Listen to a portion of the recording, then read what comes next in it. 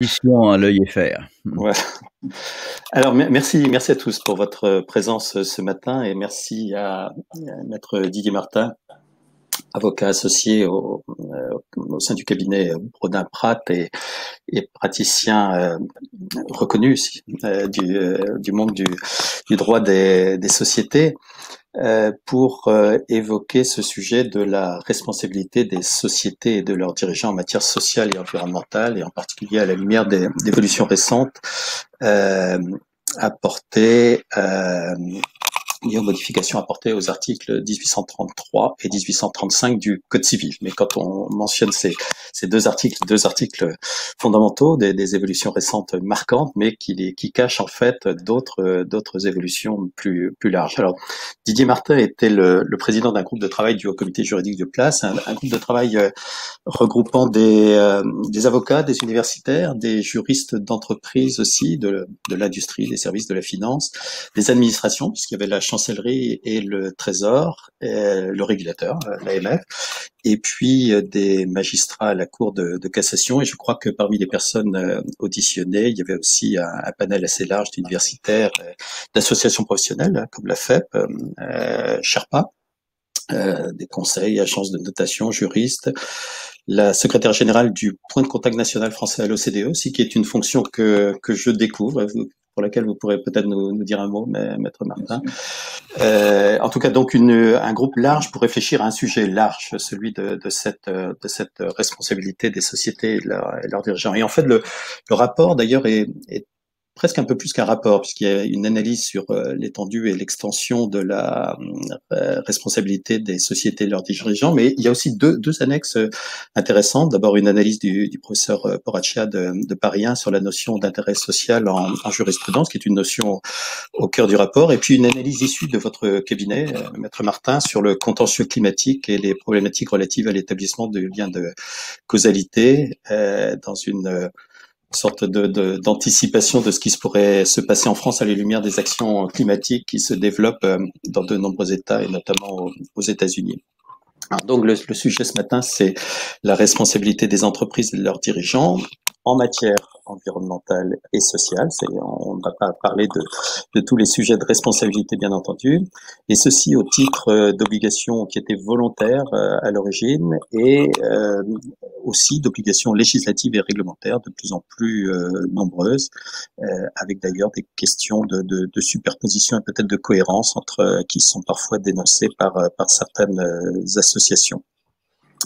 Alors c'est un sujet qui n'est bien sûr pas spécifique au secteur financier, qui est habituellement davantage le nôtre à l'EIFR, mais qui s'applique aussi au secteur financier et peut-être particulièrement d'ailleurs au secteur financier, puisque les régulateurs, notamment la CPR, soulignent le rôle déterminant du secteur financier dans le financement de la transition vers une économie bas carbone. Alors ce matin, nous n'avons bien sûr pas que des financiers, mais les entreprises et les parties prenantes de façon générale dans notre public. Alors, je crois qu'il y a plusieurs constats qui apparaissent enfin à la lecture du rapport. C'est que déjà avant les dispositions récentes, le droit permettait une assez large mise en cause des sociétés dans ce domaine social et environnemental. Cette responsabilité relève du droit commun de la responsabilité, c'est-à-dire qu'elle suppose un intérêt à agir et un intérêt légitime à agir et un lien de causalité.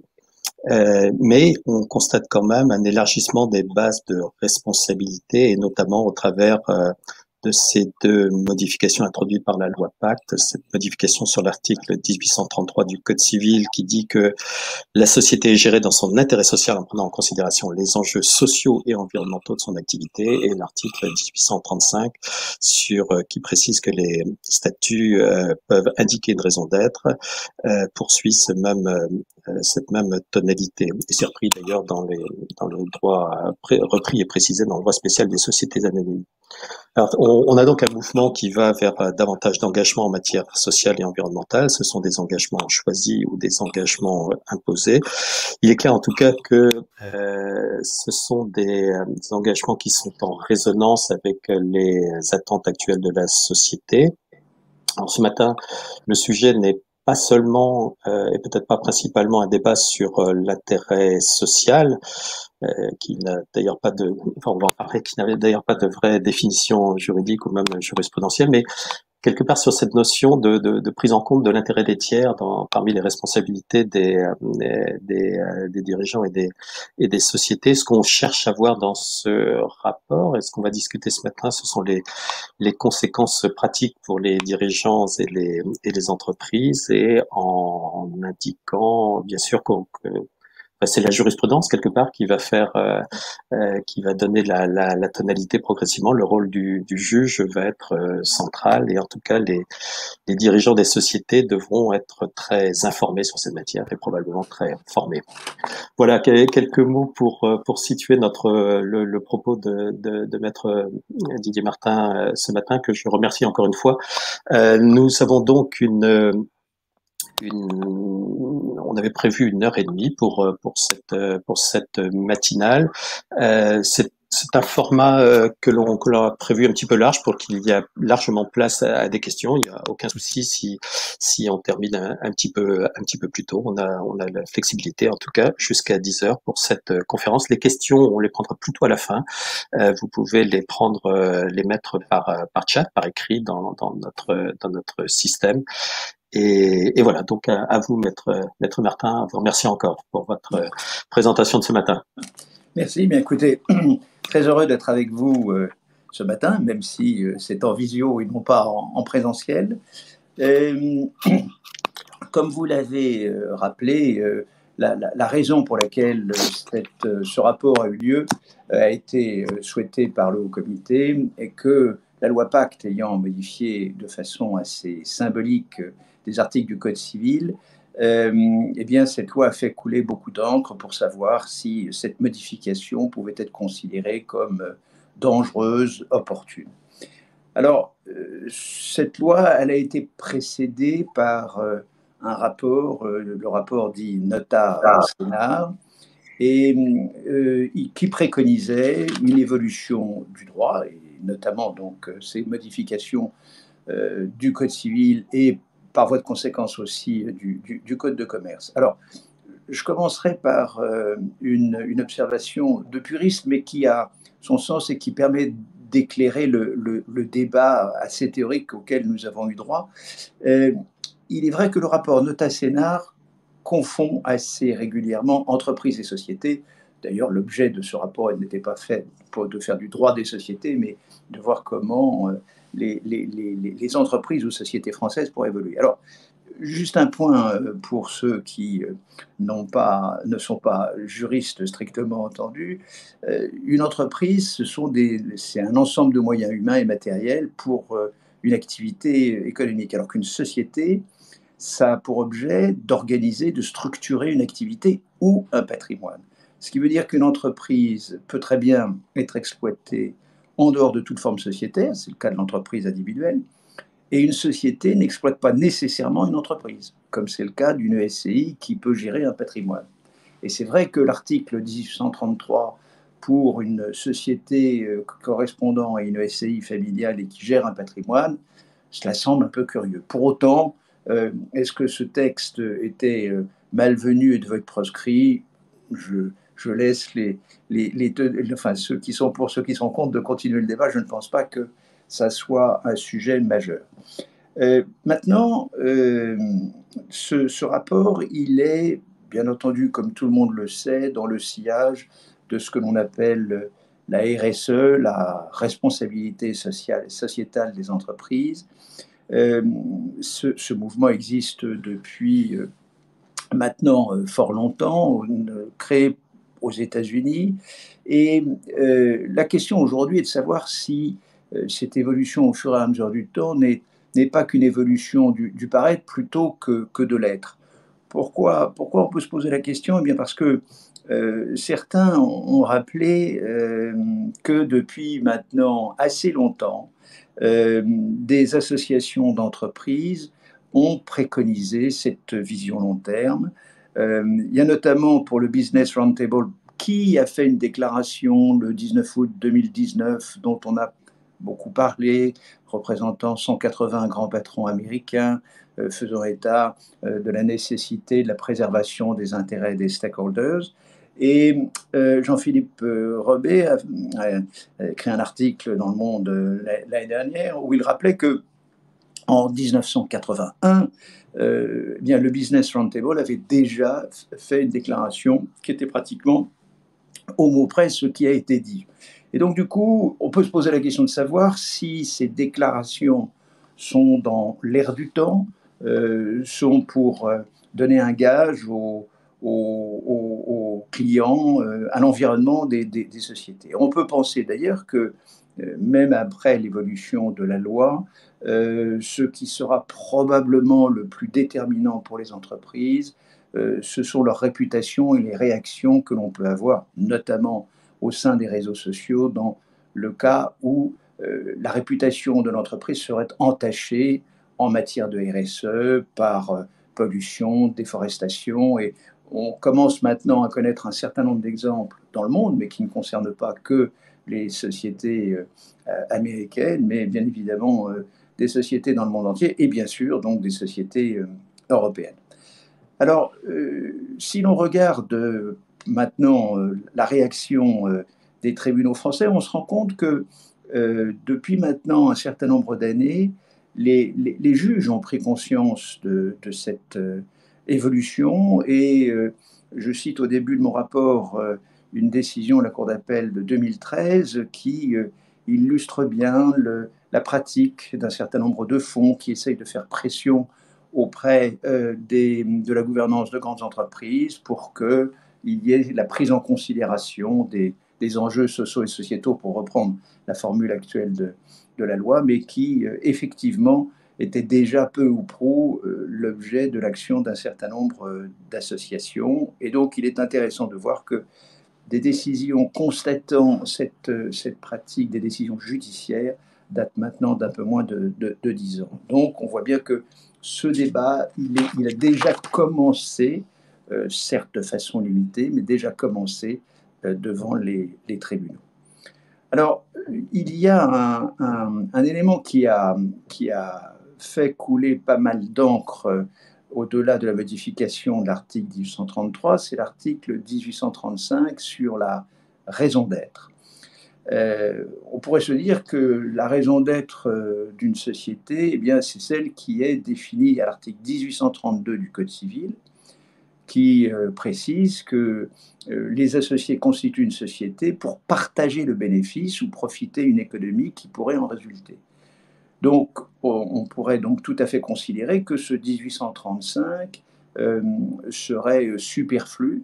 En fait, il n'en est rien, c'est un ajout, un complément, et ce que l'on peut donner comme définition, alors le rapport Nota Senar par exemple, évoque l'affirmation des valeurs que la société entend poursuivre dans l'accomplissement de son objet social. Alors, c'est vrai que certains ont parlé de notions gazeuses, vaporeuses, dans la mesure où cette raison d'être telle qu'elle peut être définie par certaines sociétés est tellement large qu'on a du mal à cerner véritablement quel est l'engagement de la société. Si on dit par exemple que l'on va améliorer l'alimentation humaine, c'est vrai que ça n'est pas suffisamment précis pour considérer qu'il y a un apport significatif par cette loi. Mais il y aura une période de rodage et on peut penser qu'au fur et à mesure du temps, cette raison d'être qui doit être adoptée dans les statuts, si l'on veut avoir une raison d'être strictement entendue telle que prévue maintenant par l'article 235, eh bien on peut penser que ces raisons d'être, peut-être ayant fait l'objet de certaines critiques ou réserves par leur généralité, seront peut-être à l'avenir plus précises et donc de ce fait-là, ces valeurs ou ces préoccupations à long terme apparaîtront de façon plus identifiable. Alors, on peut citer, en complément de la raison d'être, la société à mission, qui est une société qui va adopter une raison d'être, donc société créée également par la loi Pacte et qui va se donner des objectifs dans ses statuts, avec un comité de mission composé non pas par seulement des administrateurs, mais par un certain nombre de représentants de parties prenantes, et un tiers va également contrôler l'évolution de ces objectifs, ou plus exactement de voir si ces objectifs sont bien atteints ou si les moyens qui sont mis en œuvre par l'entreprise sont suffisants, adaptés pour atteindre ces objectifs. Donc, c'est ce type de société pour lequel on aurait pu considérer que cela se réservait à un petit nombre et que cela ne concernerait pas les sociétés cotées, eh bien, on se rend compte que ce n'est pas le cas et qu'une grande société comme Danone a décidé d'adopter ce statut. D'autres sociétés mutuelles l'ont fait également. Cette disposition législative est inspirée de ce que les Américains connaissent depuis assez longtemps de B Corp, qui sont donc des sociétés qui se donnent des objectifs qui vont au-delà de générer des profits pour leurs actionnaires. Et donc, comme ces entreprises ont pu avoir, pour un certain nombre d'entre elles, un vrai succès, tout à la fois dans leur création de valeur, mais également à l'égard des parties prenantes, eh bien, cela a inspiré le législateur français qui a créé cette société à mission. Alors, le départ de cette loi Pacte a été particulièrement virulent en ce qui concerne le risque judiciaire, puisque la FEP, l'ANSA, le MEDEF avaient écrit une note commune et je cite le passage qui montre bien l'inquiétude. Il était dit que cette réforme serait source de risques majeurs pour les entreprises françaises, sans bénéfice démontré pour les parties prenantes, alors que l'utilité de cette réforme n'est pas démontrée et qu'elle n'a en outre pas d'équivalent en droit comparé. Alors, sur ce plan, on peut faire tout de même un commentaire. La stakeholder theory, ça existe aux États-Unis depuis longtemps. Et si vous allez lire les mémos qui sont régulièrement rédigés par le cabinet Wachtell Lipton, qui est un cabinet de New York, de Wall Street, tout à fait classique, l'un des tout premiers en matière de fusion-acquisition, eh bien, ceci apparaît comme étant une préoccupation majeure.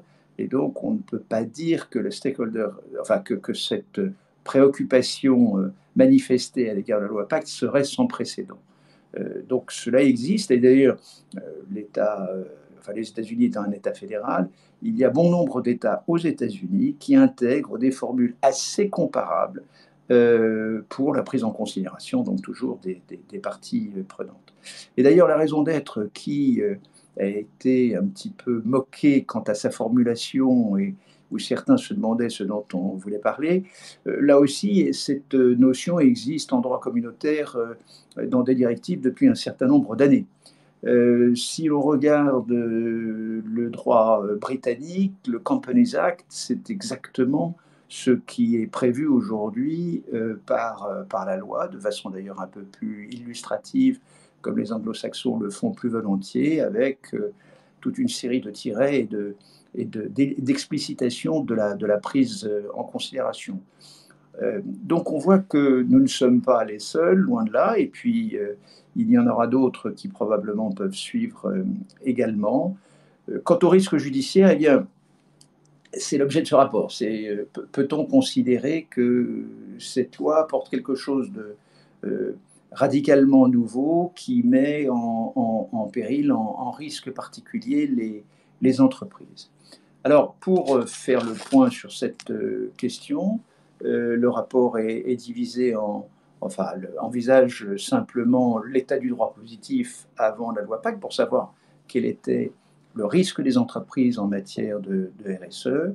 Et puis, bien sûr, après, nous avons examiné la loi, sa signification et sa portée pour voir si on pouvait anticiper un accroissement très sensible de la responsabilité des sociétés. Alors, pour l'état du droit existant, ce qu'on peut constater, c'est qu'il y a un foisonnement considérable des normes existantes en la matière. Alors, d'abord, il y a des principes directeurs internationaux, ceux de l'ONU, ceux de l'OIT en droit du travail, probablement que celui qui est le plus connu ou le plus cité ou celui qui est mis en référence d'un certain nombre de sociétés cotées, ce sont les principes directeurs de l'OCDE, qui date de 1976, revu en 2011. Et il y a un guide assez connu de l'OCDE sur le devoir de diligence pour une conduite responsable des entreprises de 2018. Cela concerne surtout les sociétés internationales, les entreprises dites multinationales, mais bien évidemment, ce n'est pas à l'exclusif.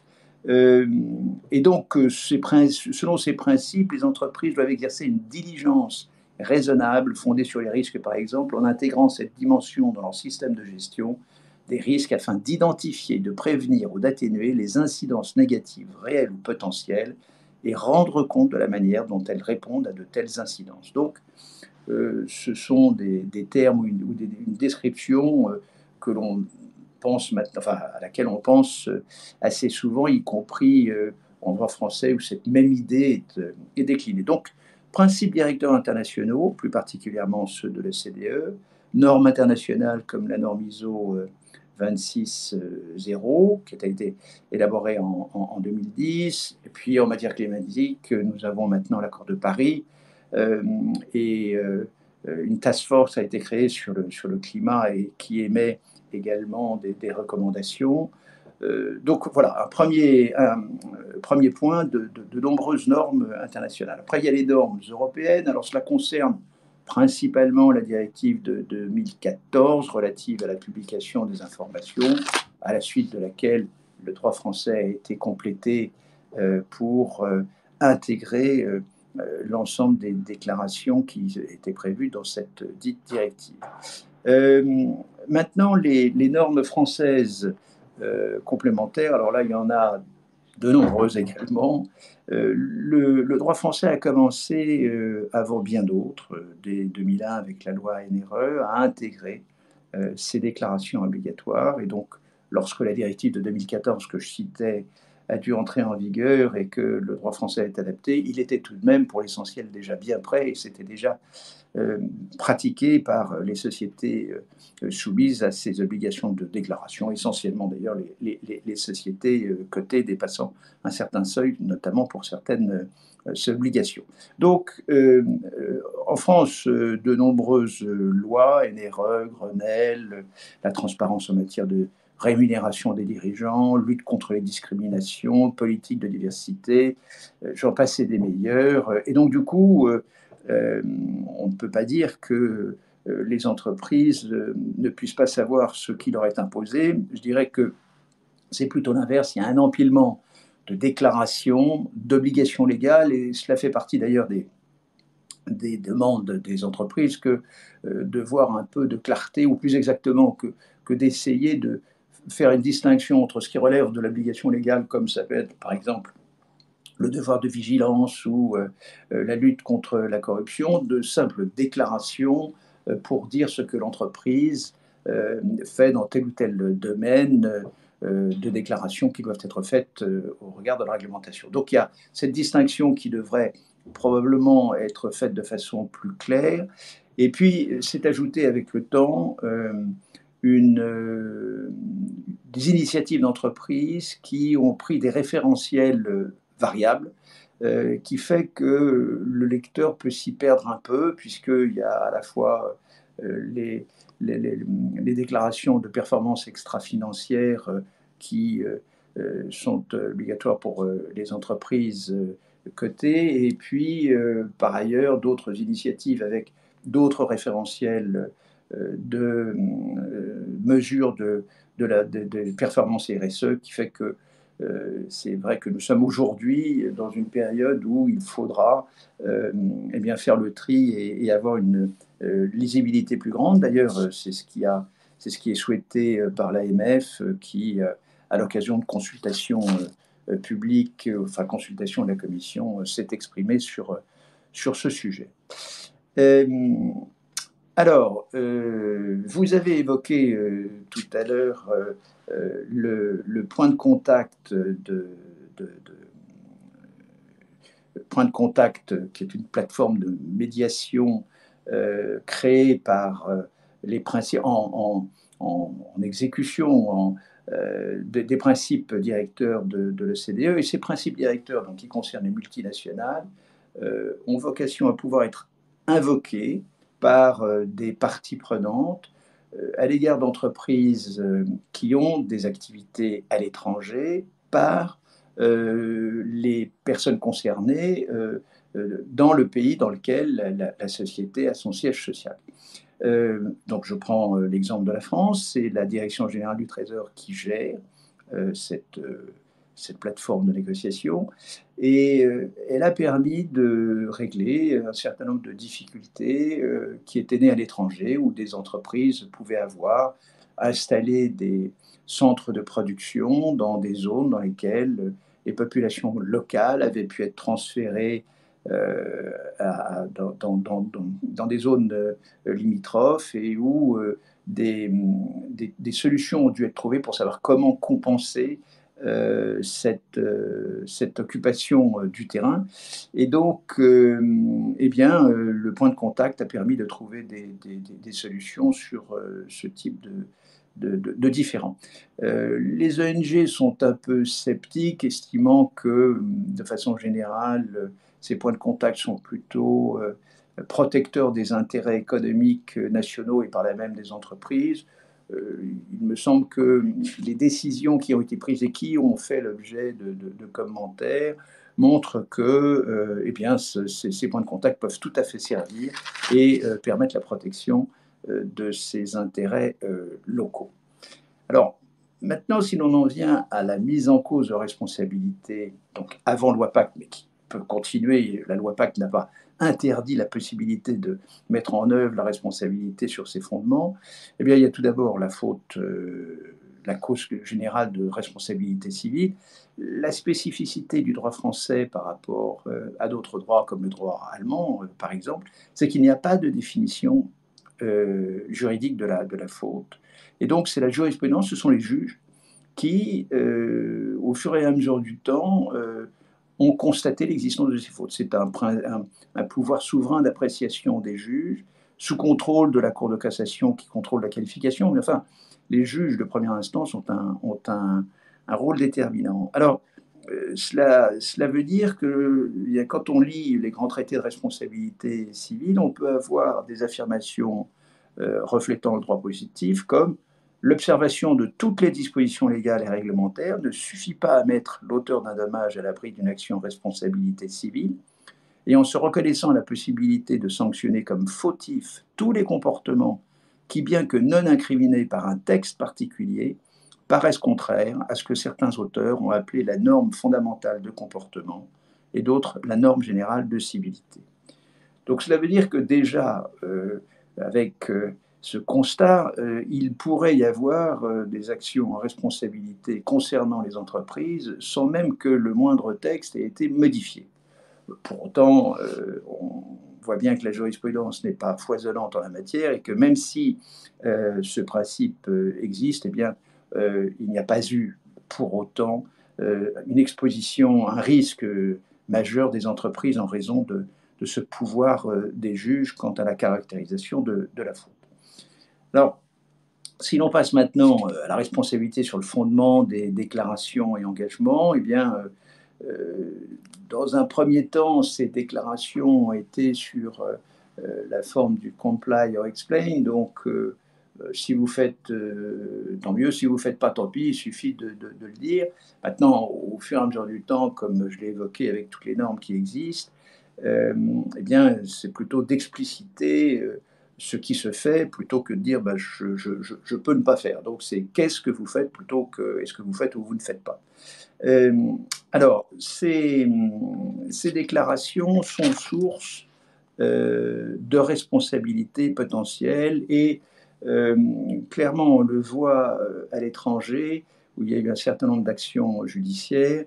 Les parties prenantes, les ONG plus particulièrement, peuvent exercer pression sur les sociétés pour qu'elles expliquent de quelle façon elles luttent contre le réchauffement climatique plus particulièrement.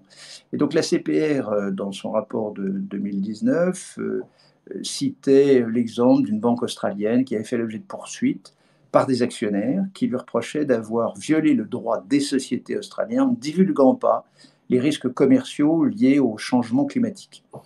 La banque a communiqué des informations complémentaires et il y a eu un désistement. Mais donc on voit bien que à travers ces déclarations, eh bien, il y a la possibilité pour un certain nombre d'actionnaires de demander à l'entreprise comment ils font pour mettre en œuvre ou respecter ces engagements. Et à cette occasion, cela pousse les entreprises à parfois s'exposer davantage par des engagements pour l'avenir.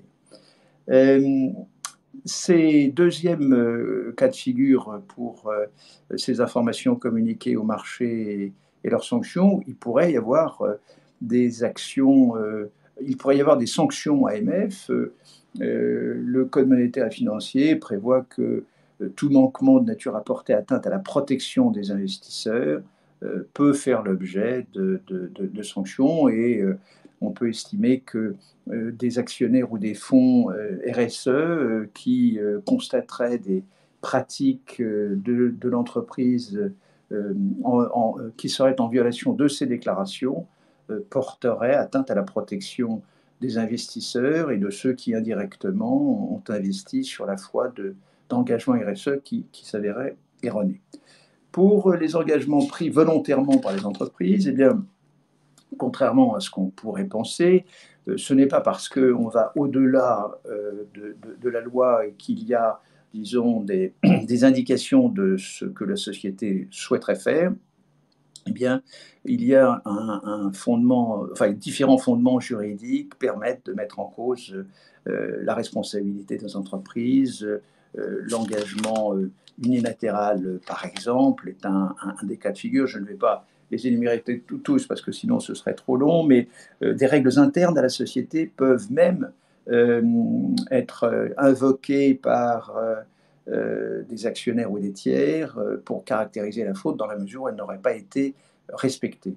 Alors ces engagements tout de même, ils ne sont pas tous susceptibles de mettre en cause la responsabilité de l'entreprise. Il faut qu'il y ait un minimum de précision. Et d'ailleurs, la Cour d'appel de Versailles avait été saisie d'une affaire où il y avait une mise en cause d'une société française pour non-respect des droits humains et la référence à ce pacte par la société française faisait référence à des principes généraux et donc la Cour d'appel a indiqué que ce n'était pas suffisamment précis pour être considéré comme des engagements juridiques à proprement parler. À l'inverse, dans d'autres cas de figure, il peut y avoir des engagements pris par des entreprises volontaires qui sont beaucoup plus précis. Et si jamais ceci n'était pas respecté, alors cette précision pourrait permettre à des actionnaires notamment d'engager une action en responsabilité. Dans le droit positif, évidemment, on ne peut pas faire abstraction du devoir de vigilance qui impose aux entreprises les plus importantes de mettre en place un plan de vigilance pour s'assurer de ce que les droits humains, les libertés fondamentales sont respectés tout à la fois par les filiales, mais également par ceux pour lesquels ils peuvent être considérés comme dans le sillage des grandes entreprises, donc les sous-traitants, les fournisseurs. Cette loi a fait craindre aux entreprises d'avoir une responsabilité pour compte d'autrui. Nous sommes encore dans une phase d'incertitude, même si un certain nombre de points apparaissent tout de même comme moins préoccupants qu'ils n'étaient pensés au départ. Mais en tout cas, ce devoir de vigilance est incontestablement source potentielle pour l'avenir de mise en cause des entreprises pour leur demander, comme la loi le prévoit, d'expliciter le plan, de le préciser éventuellement s'il était incomplet. Il peut y avoir des injonctions prises par le juge à cet effet, et puis il peut y avoir une action en responsabilité pour ceux qui considéreraient que ce devoir de vigilance n'a pas été respecté et qu'un préjudice s'en est avéré, et donc ce devoir de vigilance pourrait être source de contentieux à double titre, au titre du respect de ce qui est prévu par la loi, mais également donc de responsabilité en cas de dommages et intérêts. Alors, le Conseil général de l'économie a été sollicité par le Premier ministre pour faire un point sur ce devoir. Et donc, ce rapport constate, c'est qu'il y a un certain nombre d'actions en cours et où finalement on se rend compte que c'est la mise en cause du droit local plus que celle de l'action de l'entreprise qui ne peut pas faire abstraction de ce droit, sauf si bien entendu il y avait des dispositions contraires aux éléments fondamentaux des droits de l'homme, mais souvent il s'agit de cas de figure dans lesquels le droit local apporte moins de protection, et donc il y a l'équilibre à trouver entre l'obligation telle qu'elle est prévue par la loi et puis le respect du droit local, ou si ce n'est le respect, en tout cas la prise en considération du droit local. Le devoir de vigilance, donc il y a celui qui est prévu par la loi, mais il y a aussi celui qui est prévu par le droit commun. Je veux dire par là que la jurisprudence également, dans le fond, dans le sillage de l'absence de définition de la faute, il était logique que ce devoir de vigilance puisse être constaté pour certaines activités, et ça a été le cas notamment dans l'affaire Distriben, c'est-à-dire dans des affaires dans des affaires concernant la santé, et pour lesquelles les juges estiment que les entreprises se doivent d'avoir une particulière vigilance afin que leur activité ne crée pas de préjudice. Cela veut dire que ces entreprises, donc, d'une certaine façon, se doivent d'opérer des contrôles plus vastes que d'autres entreprises en raison du risque qui existe pour la santé humaine. En ce qui concerne les différentes modalités d'action, de savoir qui peut agir, c'est extrêmement vaste. En fait, le Code de procédure civile précise que l'action n'est possible que pour ceux qui ont un intérêt légitime.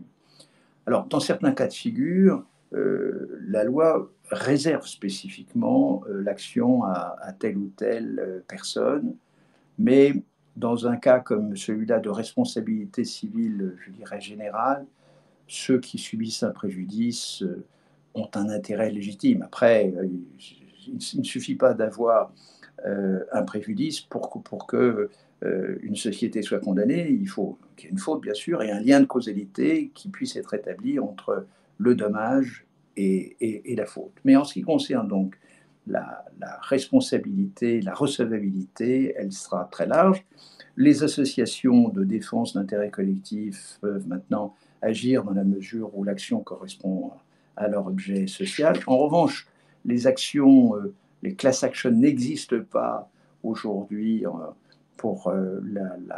matière de responsabilité, enfin de RSE, et donc ces actions, ces class actions aujourd'hui ne pourraient être pratiquées.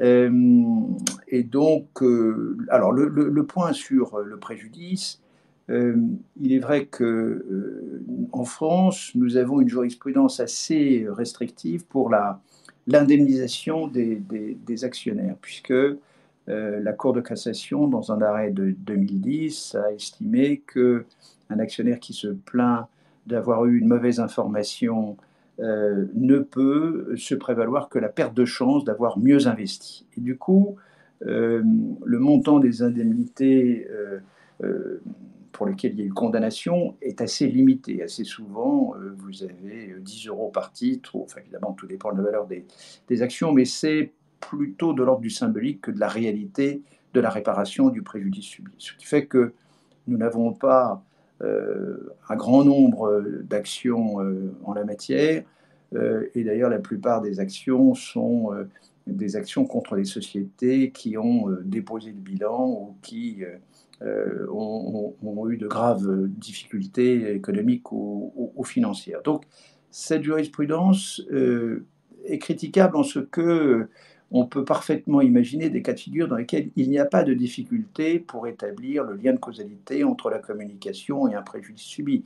Je prends l'exemple d'un fonds RSE qui aurait acheté des actions sur la foi d'un certain nombre de déclarations faites par l'entreprise.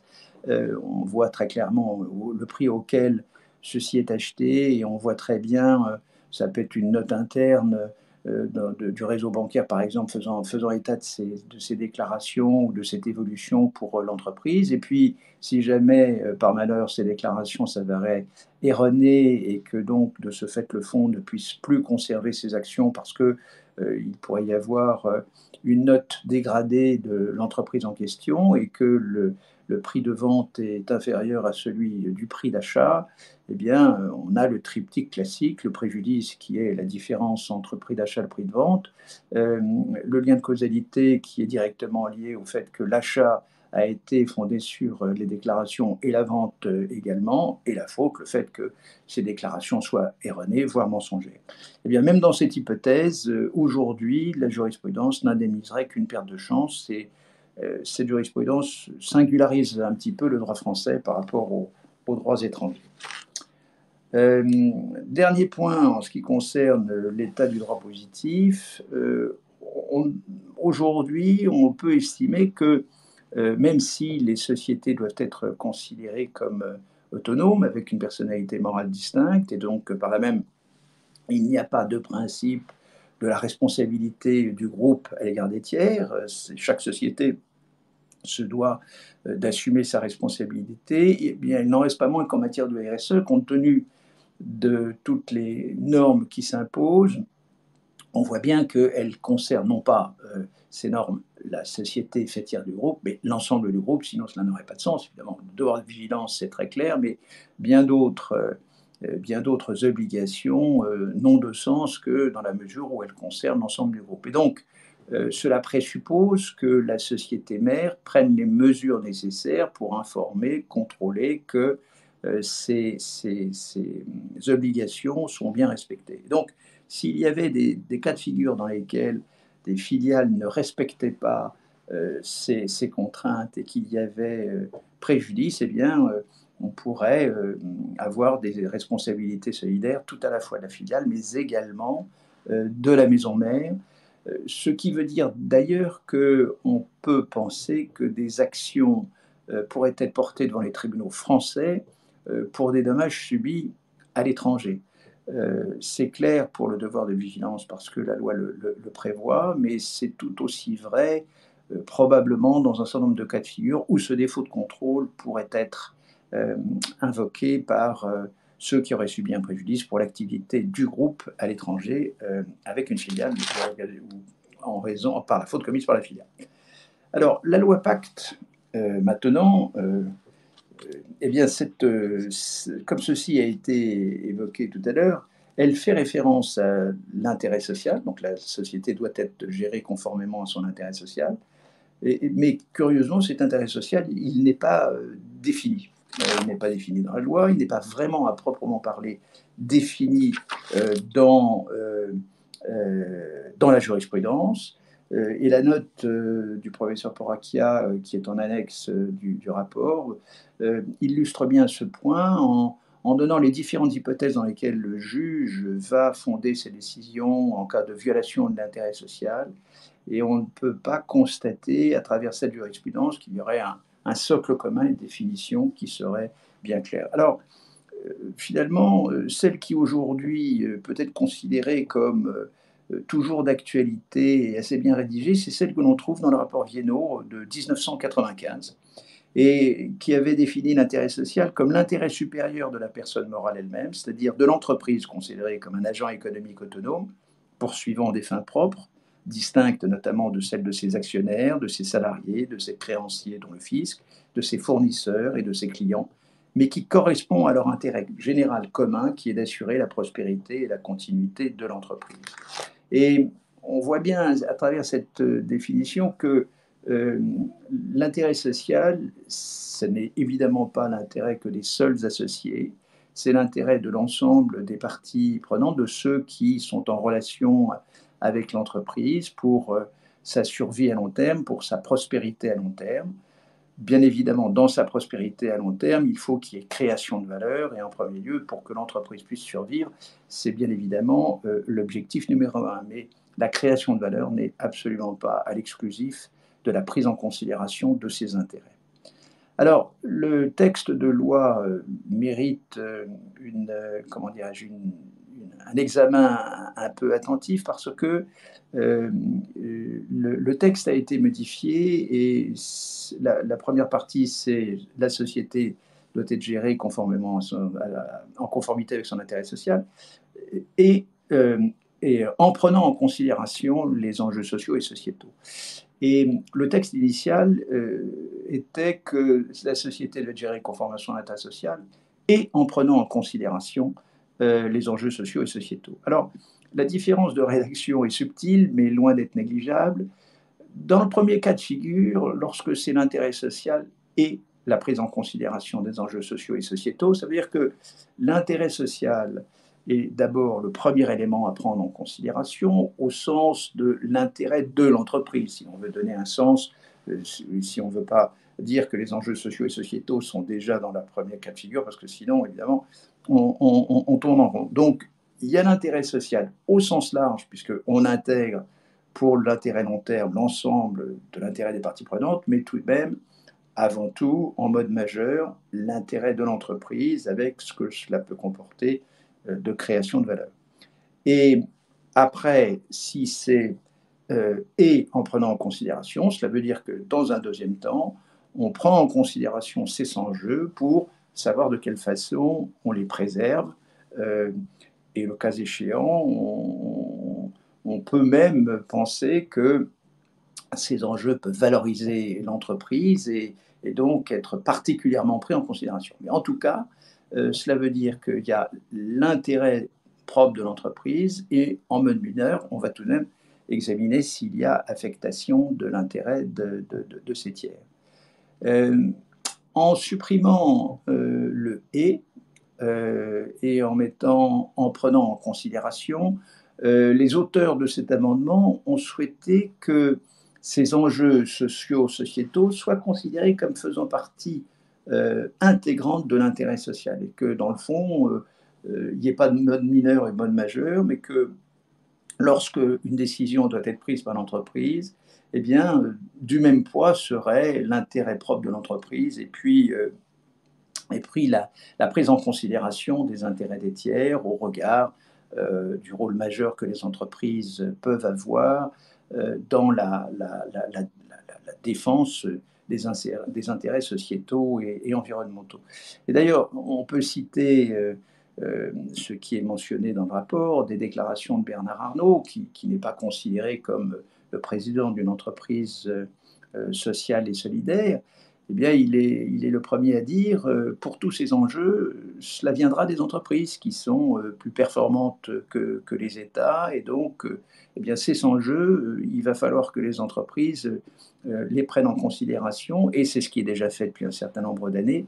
Donc, on voit bien qu'il n'y a pas d'impossibilité d'intégrer les enjeux sociaux et sociétaux comme le cœur de l'activité de l'entreprise. Pour autant, est-ce que on peut considérer que ceci est sur le même plan que l'intérêt propre de l'entreprise et que par rapport à la première interprétation que j'évoquais, où il y a une boussole qui est l'intérêt propre de l'entreprise et la prise en considération en mode mineur, c'est une discussion.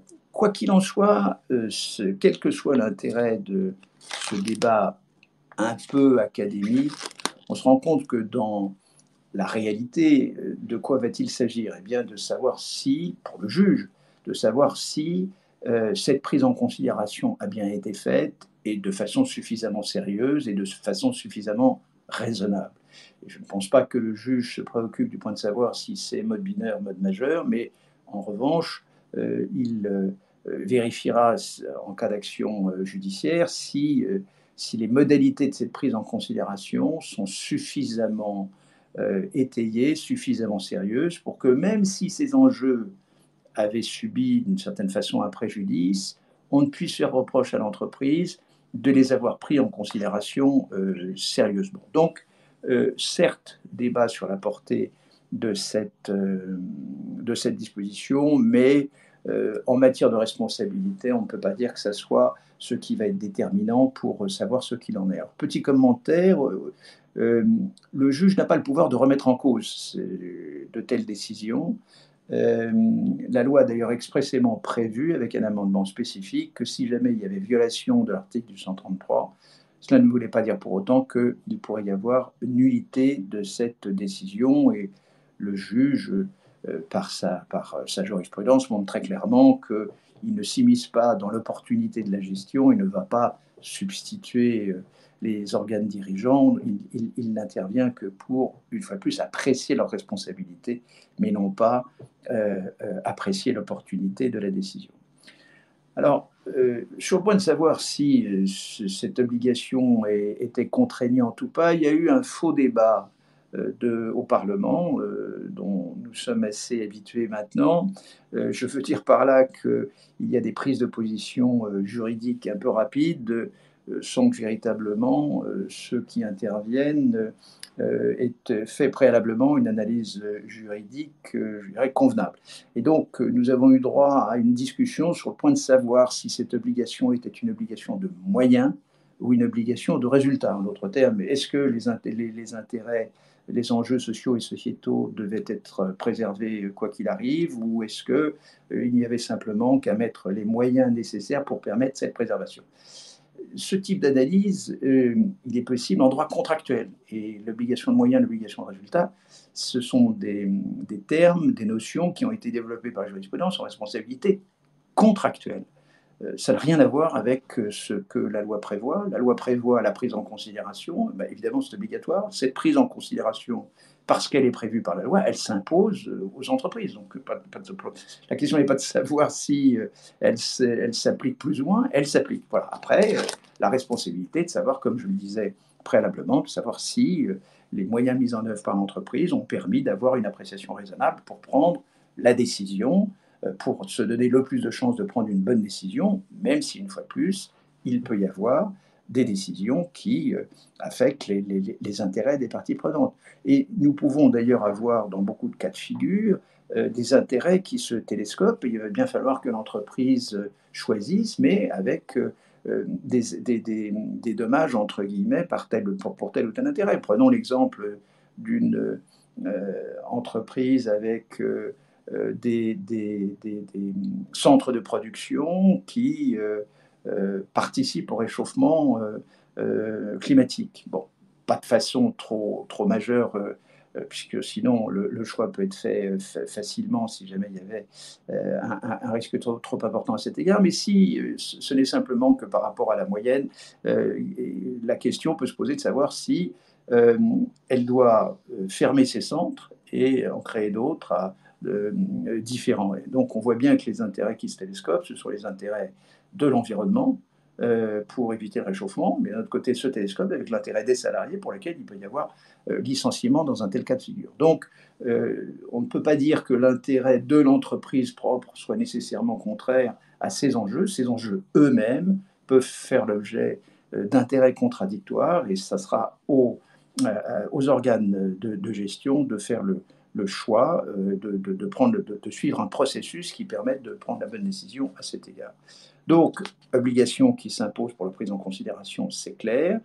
Alors, le contenu de l'obligation, le groupe a regardé plus particulièrement les modalités de prise en considération. Qu'est-ce qu'il faudrait que les entreprises fassent pour que cette prise en considération ne puisse faire l'objet d'actions en responsabilité. Il y a incontestablement une processualisation qui s'impose aux sociétés. Je veux dire par là qu'il faut que l'entreprise soit réputée s'être entourée des conseils nécessaires s'il devait y en avoir. En tout cas, que l'entreprise ait pu apprécier les risques que génère son activité de façon générale, et que par ailleurs, au moment de la décision, eh bien, cette prise en considération puisse être documentée. Dans le fond, cette loi Pacte, elle vient compléter ce qui existait préalablement. Vous avez d'un côté les déclarations et engagements de l'entreprise dans ces documents publics et qui indique ce qu'elle a fait, mais ce qu'elle compte faire, ces fameux engagements volontaires notamment que l'on évoquait, ou les engagements tout court, ou déclarations. Donc c'est l'éclairage de ce que l'entreprise va faire. La loi Pacte elle-même précise ce qu'il en est au moment de la décision pour cette prise en considération des enjeux socio-sociétaux. Et après, eh bien, les entreprises elles-mêmes vont rendre compte également dans leurs documents publics, par exemple pour le devoir de vigilance, pour indiquer de quelle façon le plan de vigilance a été mis en œuvre et comment la société agit. Donc on rend compte de ce qui a été décidé. Donc on voit bien maintenant que le processus est complet. Et pour en revenir au processus de décision, cela veut dire qu'il y aura une processualisation qui risque d'être un peu formelle pour certaines, mais enfin il est évident que si ce n'était simplement pour la forme et que sur la substance, au-delà de formules générales, le juge constatait qu'il n'y avait pas eu un travail sérieux, bien évidemment, cela ne permettrait pas d'être exonéré de responsabilité.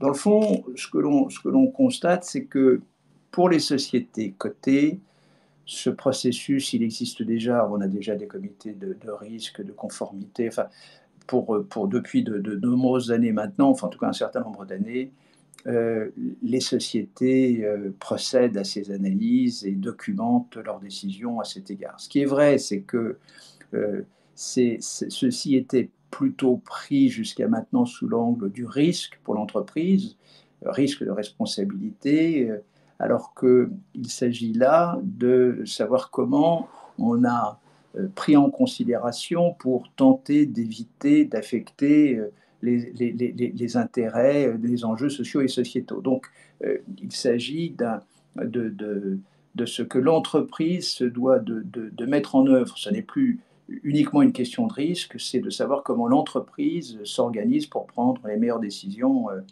à cette occasion. Donc, il y a un changement à cet égard, mais sur le fond, les travaux déjà faits, les entreprises qui se réfèrent déjà aux principes directeurs de l'OCDE, qui ont d'ailleurs été explicités par des guides, par le guide AFEP-MEDEF ou AFEP tout court d'ailleurs, montrent que on est déjà dans ce monde pour les entreprises cotées. En revanche, pour les sociétés non cotées ou les petites sociétés cotées, là, du coup, ça sera un changement plus important parce que très clairement, l'implication du conseil d'administration est beaucoup plus réduite. Et donc, de ce fait, il va y avoir, pour leur part, un travail qui n'existait pas de documentation de ces décisions. Maintenant, plus les entreprises sont petites, moins le risque de contentieux n'existera.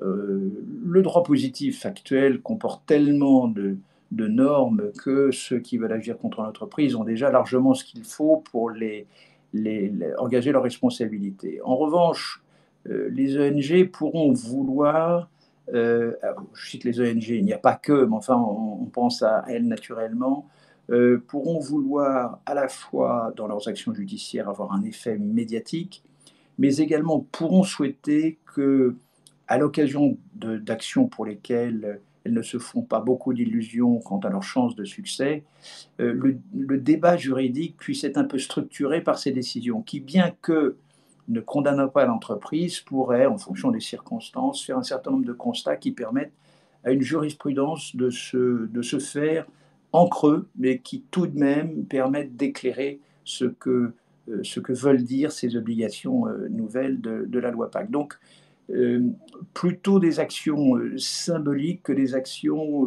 qui permettent des réparations de préjudice uniquement par cette loi. Alors, la raison d'être a été abordée et on a rappelé essentiellement le fait que plus elles étaient précises, plus elles étaient susceptibles de mettre en cause la responsabilité. Pas de nullité encourue en cas de violation de cette raison d'être, pas en raison de l'amendement que j'évoquais tout à l'heure, mais en raison de la jurisprudence de la Cour de cassation qui fait que lorsqu'il n'y a pas de loi impérative et qu'il y a une violation, enfin, je schématise, je ne vais pas entrer dans le détail parce que ce serait un petit peu trop fastidieux, mais en tout cas, violation de la raison d'être ne doit pas entrer de nullité de la décision. La responsabilité, les conditions de recevabilité sont identiques à celles que l'on connaît pour le droit commun, et donc je ne reviendrai pas sur ce point. Il peut y avoir des mises en cause de responsabilité des dirigeants. En principe, les dirigeants de la jurisprudence ne mettent en cause de responsabilité qu'en faute détachable, ce qui veut dire que vraiment il faut que les administrateurs soient considérés comme n'ayant pas exercé leur mission, mais sont allés au-delà de leur mission, ne se sont pas comportés comme administrateurs. Donc tout de même, il faut que ce soit une faute particulièrement caractérisée. Et donc cette faute, elle est nécessaire pour la mise en cause par les tiers des dirigeants de l'entreprise. Ce n'est pas le cas pour les actionnaires qui peuvent avoir une simple faute à invoquer. Voilà ce que l'on peut dire de façon générale sur la portée de cette loi et le rappel des principes généraux. En conclusion, le rapport indique qu'il faudrait bien évidemment que les juges maintiennent leur jurisprudence suivant laquelle ils ne contrôlent pas l'opportunité de la décision. Là, je pense que nous pouvons tout de même avoir les plus grandes chances pour que ce soit le cas, mais évidemment, cela méritait d'être rappelé. Et enfin, à la suite du rapport de l'IFA concernant les enjeux climatiques, il a semblé également au groupe de travail bon de rappeler qu'il faudrait que les conseils d'administration soient peut-être davantage formés, voire informés, sollicités pour prendre en considération ces enjeux. Ceci est plus particulièrement vrai pour les entreprises cotées, notamment celles qui font partie de Middle Next. Voilà, j'en ai terminé. Merci infiniment, Maître Martin, pour cet exposé. Je rappelle à tous qu'il y a la possibilité de poser des questions par écrit. Je n'en vois pas pour l'instant, mais n'hésitez pas. Je me demande même, Célia, s'il n'est pas possible de débrancher ou d'activer les micros si certains voulaient poser des questions par oral, puisqu'on n'est pas excessivement nombreux. C'est peut-être possible sans grande cacophonie. Mais en tout cas, les questions peuvent être posées par écrit. Vous pouvez lever la main, vous avez une petite main. Voilà. Sinon, par écrit. D'accord. Alors, Maître Martin, merci beaucoup. Plein de questions quand même qui se posent. Et d'abord une question de tonalité. Il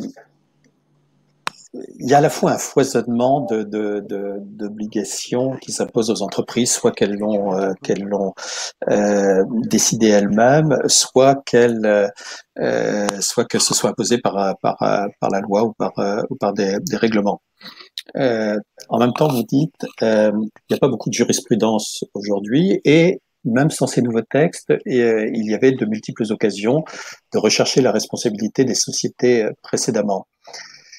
Il n'est pas facile de faire le bilan entre ces deux parties, c'est-à-dire est-ce qu'il y a vraiment un renforcement des obligations ou est-ce que finalement il y avait déjà de multiples occasions et ne se sont pas manifestées. Donc, en termes de tonalité, est-ce que les entreprises doivent quand même être un peu inquiètes sur ce développement et sur cette orientation, vous l'avez peut-être dit, est-ce qu'il y a aussi cette orientation qui va vers un droit des sociétés sociétal, si on peut dire. Le droit des sociétés, il intègre quelque part un sens. Et est-ce que ça fait une tonalité qui pourrait être un peu anxiogène pour les entreprises? Alors, non, je ne crois pas. Il est clair qu'aujourd'hui, le droit positif est un tel fourmillement de mise en cause de responsabilité que cela existe déjà et que la loi n'apporte rien de fondamental. En revanche, il y a tout de même une obligation nouvelle, la prise en considération, et on peut penser que certaines actions se développeront et que l'article 1233 pourrait être évoqué pour les actions climatiques. Vraisemblablement, ce seront probablement des actions symboliques. Alors on pense au climat, il peut y en avoir d'autres, il peut y avoir les droits humains, mais ce seront plutôt des problématiques de cette nature qui seront plus des questions de réputation que d'indemnités importantes à verser par l'entreprise. Donc, une sorte de pression exercée sur des sujets particuliers, climatiques et droits fondamentaux. Pour les actions climatiques, c'est vrai qu'aujourd'hui, il y en a plusieurs milliers dans le monde. Hein, c'est un foisonnement considérable, mais elles existent déjà en France. Hein. Vous avez, de par le devoir de vigilance, des actions qui concernent une société pétrolière pour son activité à l'étranger. Vous avez des actions contre les municipalités, contre l'État. Et donc on voit bien que ces actions climatiques, même si elles ne concernent pas beaucoup pour l'instant les entreprises, les concerneront. Ça, je pense que ce serait surprenant qu'il n'y ait pas d'action sur ces fondements. Mais on voit bien qu'une fois de plus, ces actions seront des actions à fort symbole plus qu'à indemnité demandée à l'entreprise. Je crois qu'il y a Sylvestre Tandon de Marsac qui avait une question à poser. Sylvestre, on a vu ta photo il n'y a pas longtemps. Tu es toujours là?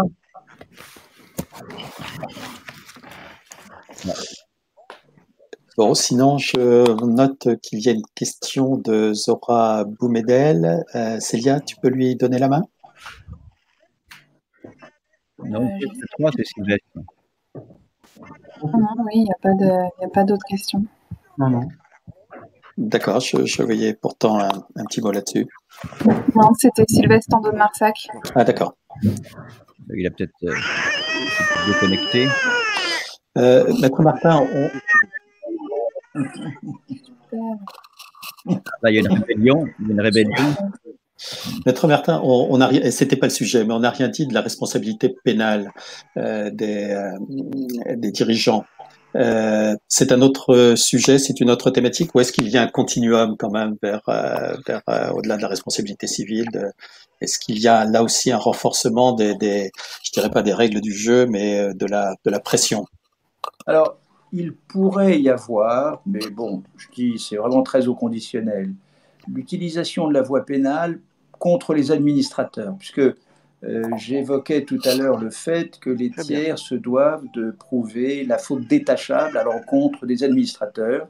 Mais il y a une décision récente de la Cour de cassation qui laisse entendre que pour l'action civile devant les juridictions pénales, il n'est pas nécessaire d'avoir la caractérisation d'une telle faute et qu'une faute de droit commun, si je puis dire, peut suffire à la mise en cause des administrateurs. Donc, cette jurisprudence pourrait inciter certaines parties à choisir la voie pénale pour profiter de cette jurisprudence qui est donc moins exigeante quant à la faute que l'on doit reprocher aux administrateurs pour mettre en cause leur responsabilité. Bon, maintenant, une action pénale, c'est une action qui est un peu longue, c'est pas toujours aussi évident, on ne le fait pas tout de même de la même façon qu'action civile, mais on ne peut pas exclure que cette voie soit un peu plus suivie. Alors, c'est sans lien avec la loi Pacte, hein, c'est dû à cette jurisprudence relativement récente. D'accord. Je note une question posée par Claire de Floucaron. Une action serait-elle envisageable pour une définition de la raison d'être pas assez complète ou pas suffisante? Est-ce qu'on peut rechercher la société en ce sens? Alors, action responsabilité, probablement pas, parce que le préjudice serait difficile à caractériser. En revanche, peut-être une demande d'injonction au juge afin que un conseil d'administration puisse être convoqué en vue de proposer à une assemblée générale. Alors, j'y crois peu tout de même dans la mesure où la raison d'être est facultative. À partir du moment où elle est adoptée, certes, on peut considérer que l'on s'est mis dans le cadre législatif, mais pour autant, elle reste facultative. Et donc, par là même, si elle est incomplète, eh bien, difficile tout de même d'imposer une précision.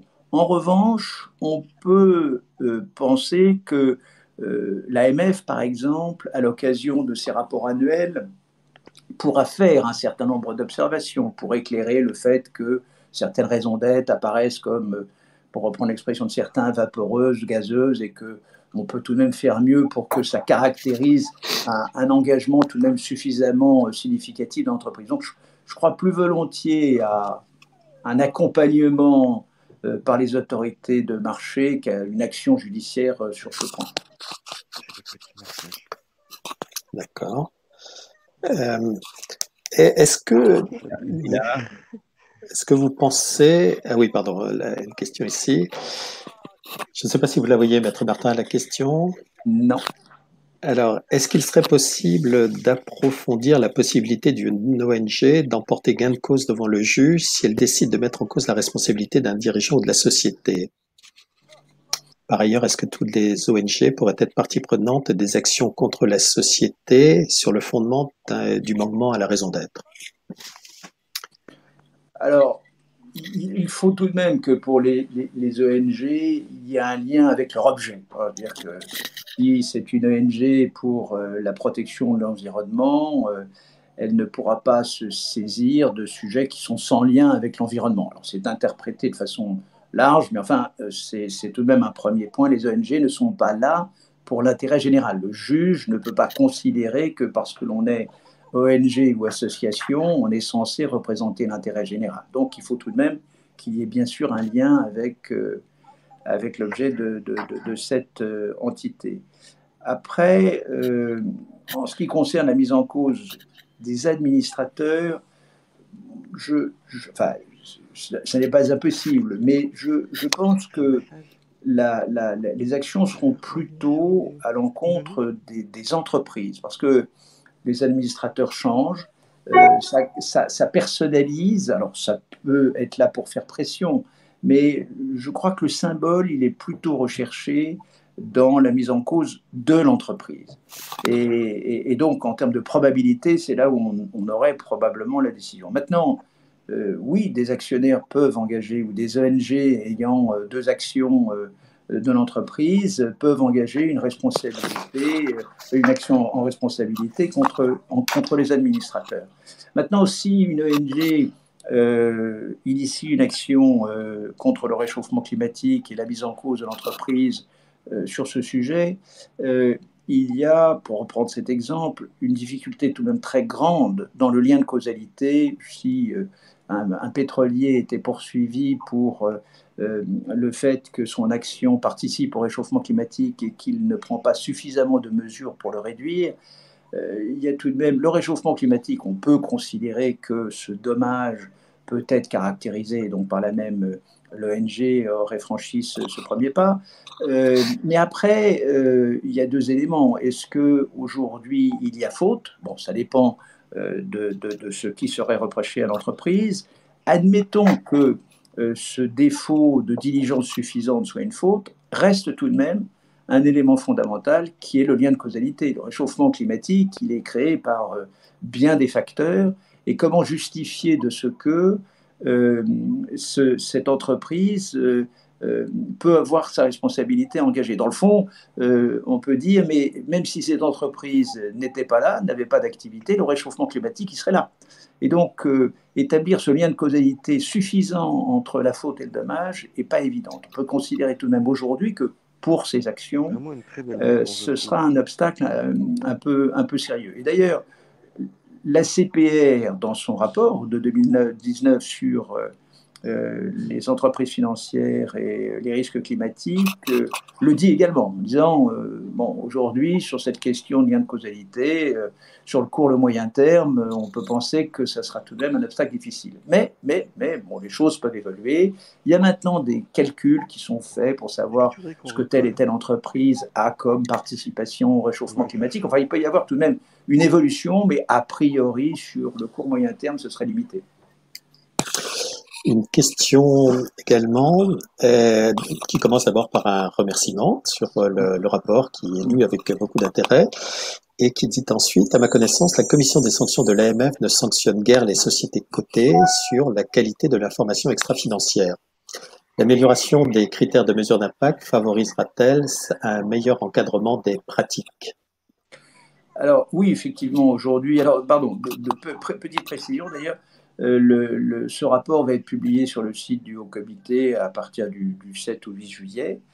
Oui, aujourd'hui, il n'y a pas de sanctions en matière de RSE, enfin d'information extra-financière, mais ça peut parfaitement venir. Je citais l'exemple du fonds qui investit avec des déclarations tonitruantes, elles s'avèrent mensongères et donc par la suite revend. On peut parfaitement imaginer dans un cas de figure de cette nature qu'il y ait une procédure de sanction, puisque en fait on est dans une situation tout à fait comparable où à ce qu'une information financière erronée a pu créer un préjudice. Et donc les textes sont là. Et donc, dans une hypothèse de cette nature, à mon sens, il n'y a rien qui empêcherait l'AMF d'avoir une telle procédure. Claire de Floucaron pose la question, alors une question très large, qui peut défendre vraiment l'intérêt général en France aujourd'hui? Le ministère public, l'intérêt général n'est représenté que par les intérêts, pas que par des représentants de l'État, que ce soit devant les juridictions administratives ou judiciaires. Donc l'intérêt général, sous l'angle de sa caractérisation dans le monde judiciaire, hein, ce sont les rapporteurs, enfin ceux qui sont chargés des investigations pour le procureur de la République ou le commissaire du gouvernement devant les juridictions administratives, mais certainement pas des parties privées. Certains pays ont consacré une sorte de personnalité juridique de l'environnement, par exemple une rivière. Cela n'existe pas en France à ce jour. Pensez-vous que ceci pourrait influer sur le droit français? Oui, alors ça c'est une décision colombienne, c'est effectivement un sujet. Ce ne serait pas impossible qu'il y ait l'évolution de la jurisprudence. Il va y avoir une interférence assez grande des décisions qui ont été rendues en la matière par les juridictions étrangères. S'il y a des décisions bien faites, bien motivées, on peut penser qu'il y aura propagation de la motivation. Et donc, oui, ça fait partie des réflexions. Ce n'est pas du domaine de l'impossible pour l'avenir. Peut-être pas exactement de la façon dont ça a été fait en Colombie, mais ça pourrait, la nature devant être protégée, étant pris en tant qu'entité. Alors, est-ce que c'est un être? Est-ce que c'est une personnalité? Oui, probablement que cette évolution sera connue. Je reviens sur un point de votre rapport sur les différentes sources d'obligations et en particulier ce que vous qualifiez d'obligations naturelles et qui fait référence à l'article 1100 du Code civil et qui dit les obligations peuvent naître de l'exécution volontaire ou de la promesse d'exécution d'un devoir de conscience envers autrui. Ouais. Ça paraît être une formulation extraordinairement large et extraordinairement floue également, cette notion de devoir de conscience envers autrui. Et pourtant, ça apparaît dans le rapport comme moins révolutionnaire que les retouches faites aux articles 1833 et 1835. Il a l'air important, cet article 1100 du Code civil. Oui, enfin, le rapport illustre l'état du droit positif et c'est un exemple, comme bien d'autres, pour montrer qu'aujourd'hui, l'absence de définition de la faute permet donc une extension sans limite si l'on estime si le juge estime qu'il devait y avoir implicitement le respect d'une attitude, d'un comportement. L'obligation naturelle, effectivement, est très large aussi. Elle pourrait permettre la mise en cause d'entreprises qui seraient réputées ne pas avoir respecté suffisamment les droits humains dans les conditions de travail ou de prise en considération des populations locales lorsque il y a pollution ou déplacement de population. Donc on peut, enfin, au sens large du terme, permettre effectivement une action de cette nature.